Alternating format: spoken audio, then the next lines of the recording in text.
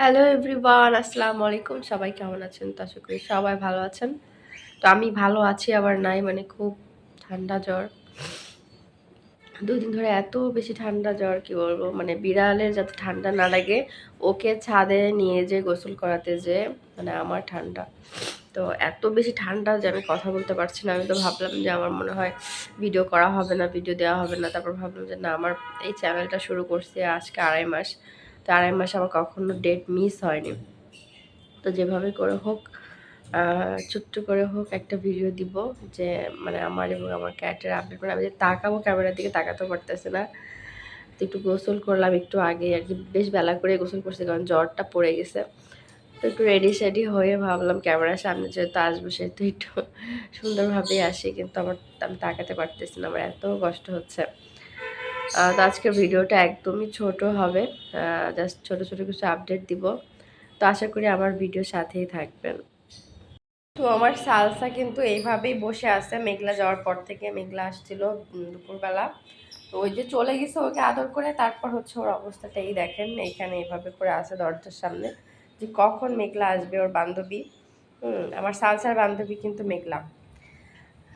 তো মেঘলা, এই sorry salsa কাকে ডাকতে, যে কাকে ডাকি আমি, সালসা। ও, তোমার নাম সালসা? সত্যি তোমার নাম সালসা?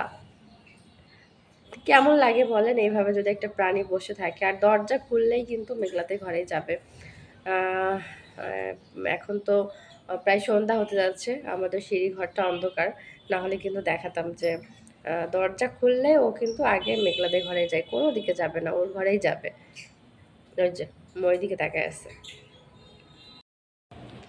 আর এই যে ডাব্লিউ ডাব্লিউ রেসলিং, ছোটবেলায় কিন্তু বিটিভিতে রেসলিং প্রোগ্রাম হতো, আর আমরা কিন্তু সবাই দেখতাম। তো ওই রেসলিং প্রোগ্রামটা ঠিক যেমন ওদের মারামারিটাও তেমন, দেখেন একজনকে নিচে ফেলে দিয়ে আর একজন হচ্ছে মারামারি করছে। হ্যাঁ, দেখেন এই মারামারি সারাদিন চলে, কিন্তু মানে একটু খাবে দাবে আর হচ্ছে মারামারি করবে। এই যে Guddu, Guddu, Guddu look at me.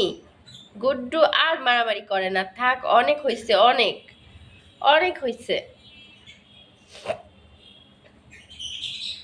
অনেক হইছে, আর না বাচ্চা। এই যে মারামারি করেই যাবে, মারামারির কোনো কমতি নাই।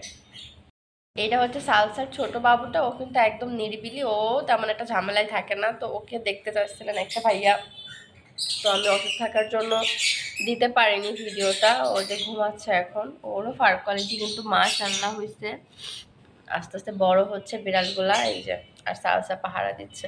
এভাবেই থাকবে, ওর যতক্ষণ মাইন্ড মেঘলার দিকে থাকবে ও ততক্ষণ এভাবেই থাকবে। তোমার মেঘলাকে কি ভিডিওটা দেখাবো, যে মেঘলা দেখো তুমি যাওয়ার পর আমার সালসার কি অবস্থা? দেখাবো তোমার মেঘলাকে? তো সালসার বাবুদের কথা বলছি, সিমির বাবুদের কথা তো বলছি না। সিমির কিন্তু আরো একটা বাবু সেল হয়ে গেছে, তো এখন 3টা আছে, আর 6টা বাবুর থেকে আর 3টা আছে। এই যে এটা কিন্তু আমার পাখির খাঁচা, এটাকে কোথা থেকে যে টেনে আনছে আল্লাহই জানে। হ্যাঁ, এগুলো মানে আমি তুলে তুলে রাখি, সারাদিন তুলে রাখি, আর ওরা এগুলাই করে। এইটা নিয়ে মোটামুটি তারা খেলায় ব্যস্ত। আর সালসা দূর থেকে খেলা দেখে। হ্যাঁ, সালসা দূর থেকে খেলা দেখে, আর এই যে এদের দুইজনের মাস্তি দেখেন, মাস্তির শেষ নাই। এই রোজ, সরি, শুধু রোজ, শুধু রোজ হয়ে যায় আমার, যাকে ডাকতে যাব না রোজ। চেরি, গুড্ডু, আর এই যে ওদের মারামারি দেখেন। আর আমার রোজ কই, রোজকে একটু খুঁজে বের করি তো। দেখেন রোজ কোথায়? রোজ, তুমি এইখানে আসছো কি করে বলো তো? হ্যাঁ, আর ওই পাতা টাতা খেও না জানো। তুমি এইখানে কোথায় আসছো? আমি তোমাকে খুঁজে পাই না, তুমি যদি হারায় যেতে কি হতো আমার? আমি কান্না করতাম না? আস্তে করে ঢুকি, আস্তে করে ঢুকি। এই যে, হ্যাঁ,